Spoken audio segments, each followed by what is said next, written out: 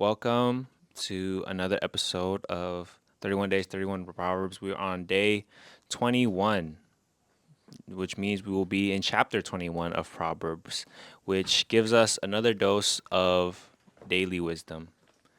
I've been, making a ton of content these past couple of days, but to be honest, I feel like I still haven't, found the secret sauce yet. And I've been posting videos, reels, episodes, long form, short form, you name it.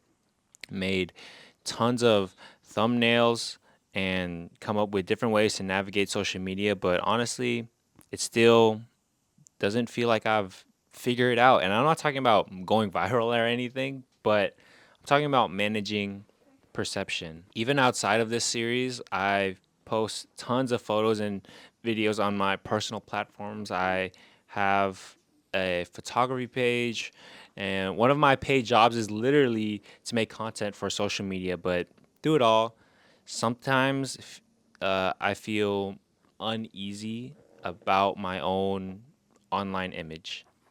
How do I come off? Am I showing too much of myself?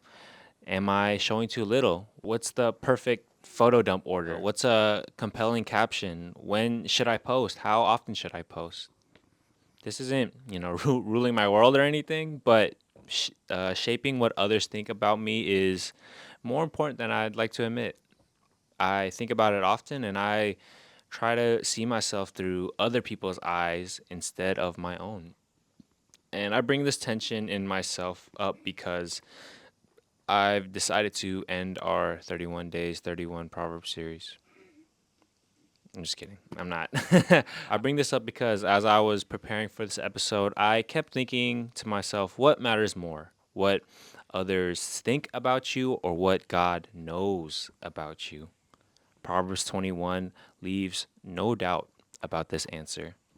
So let's go over verse by verse to see how and see who God is and how he sees us.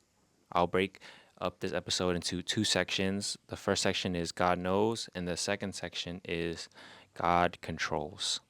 God knows and God controls. These are very vague subheaders because the middle chapters of Proverbs are often standalone clauses, but they still point to the central theme of wisdom. So let's get right into it. Our first section is God knows. Verse 1, the king's heart is a stream of water in the hand of the Lord. He turns it wherever he will. This proverb teaches that no matter how powerful or proud someone becomes, they can't escape God's supervision.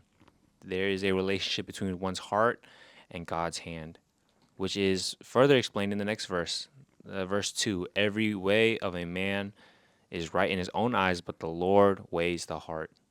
God sees beyond what others may not. He knows what you choose to show on the outside and what you decide to hide on the inside. So the implication here is to let God's word search and sift your in search and sift your instincts and motives through study and prayer. Verse 3, to do righteousness and justice is more acceptable to the Lord than sacrifice.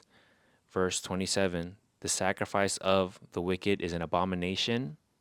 How much more when he brings it with evil intent? Sacrifices that are not backed up with a righteous life are detestable to God, meaning doing the right things with the wrong heart does not get past the Lord. He sees right through it. So merely doing right is not enough to please God. God knows, and we see how much God knows through the beginning half of our chapter. Verse 4, haughty eyes and a proud heart. The lamp of the wicked are sin. 29, a wicked man puts on a bold face, but the upright gives thought to his ways. God knows when our hearts are arrogant or prideful, which is something that people might not always see. The fool acts like they have the answers when they don't. Or sometimes we need more time for the answers. So we need more patience. Verse 6 to 7, the getting of treasures by a lying tongue is a fleeting vapor and a snare of death. The violence of the wicked will sweep them away because they refuse to do what is just. God knows all the ways we try to gain success, whether they are righteous or not. Verse 8, the way of the guilty is crooked, but the conduct of the pure is upright. Every life is on a way, and some people walk a way that is twisted and perverse. The crooked way belongs to a guilty man, but right work belongs to a pure man. The path we walk will display who we are. And so, all this to say, it may not tell the whole story, but it definitely tells something. Verse 9, it is better to live in the corner of a housetop than in a house shared with a quarrelsome wife. Verse 19, it is better to live in a desert land than with a quarrelsome and fretful woman. Quarrelsome meant nagging, and that's different than thoughtful criticism, but it's the nagging that tears down. So God sees and He knows into your household. For example, I grew up in an Asian culture that obsessed over family image, and it's not bad to have a good family name, but either way, God sees past it. Verse 23 supports a simplistic way of decreasing the likelihood of quarreling. It says, whoever keeps his mouth and his tongue keeps himself out of trouble. What we say and how we control what we say can be huge difference makers in our households. Verse 10, the soul of the wicked desires evil, his neighbor finds no mercy in his eyes. When I read this verse, I notice it says that the soul desires evil and that there's no mercy in his eyes. These are things that one may not see on the surface. Beneath someone's soul and into someone's eyes hides intentions that many may or may not see. This keeps on, pinging onto our point of how God knows. Verse 11, when a scoffer is punished, the simple becomes wise. When a wise man is instructed, he gains knowledge. The wise learn from a single rebuke what others must suffer devastating losses to understand. There are degrees in teachability. When have you earned something important from watching someone else's life? And verse 13, whoever closes his ear to the cry of the poor will himself call out and not be answered. The sin here is not direct ruthlessness over the poor, but being insensitive to them. And so God knows your attitude towards the vulnerable. Verse 14, a gift in secret averts anger, and a concealed bribe, strong wrath. Verse 16, one who wanders from the way of good sense will rest in the assembly of the dead. So though a bribe can appease the immediate situation, one cannot evade justice forever. And verse 12, the righteous one observes the house of the wicked. He throws the wicked down to ruin. The first part of this verse shows that God sees, right? It says the righteous one observes. He observes the house of the wicked and the wise. And the second part of this verse shows that how he controls, he throws the wicked down to ruin. The wicked will be judged for their actions. So in this first part, we covered a lot about how God knows. God knows our households. He knows our intentions. He knows our attitudes behind what we say, and so much more. And more than that, He controls. God controls. We've talked about this before, but what the next half section of Proverbs 21 basically captures is that although living according to wisdom doesn't make you invincible, it is still very foundational to do so. There's a partnership with God that understands He is in control, which leads us to not only trust Him, but to act accordingly as well. Verse 21, whoever pursues righteousness and kindness will find life, righteousness and honor. Whatever we put our minds to achieving will shape who we are. So the simple implication question here is, what have you been pursuing? How are we responding to God's omnipotence? Verse 22, a wise man scales the city of the mighty and brings down the stronghold in which they trust.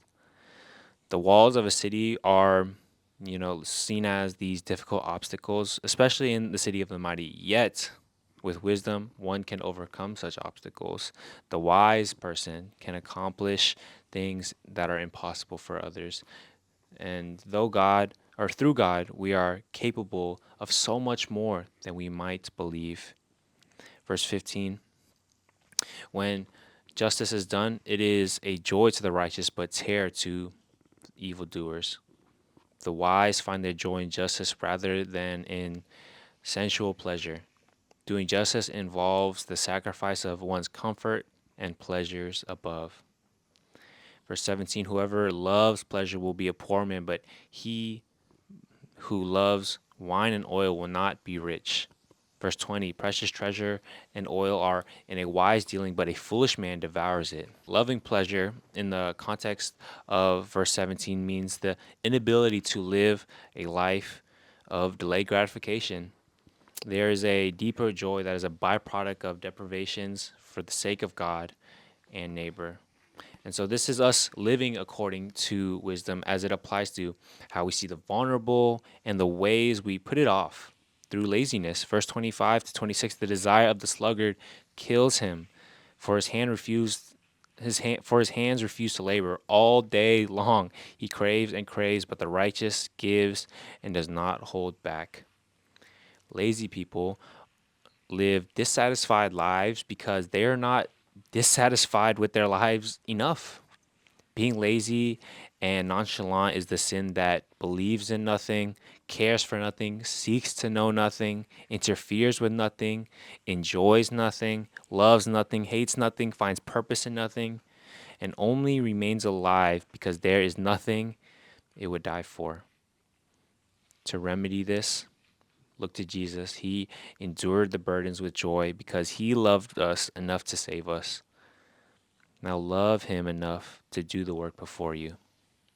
We see God is the end all be all of justice as well. Verse 18, the wicked is a ransom for the righteous and the traitor for the upright. God promises that in the end, all his righteous and upright will be lifted above the wicked and the unfaithful. We see in verse 24 a description of those who try to reject God and his comfort. Scoffer is the name of the arrogant, haughty man who acts with arrogant pride. This describes a narcissist or an abusive person, and they have this attitude of a fist clenched. And at the root of a mocker's character is a great pride that hates submitting to anyone.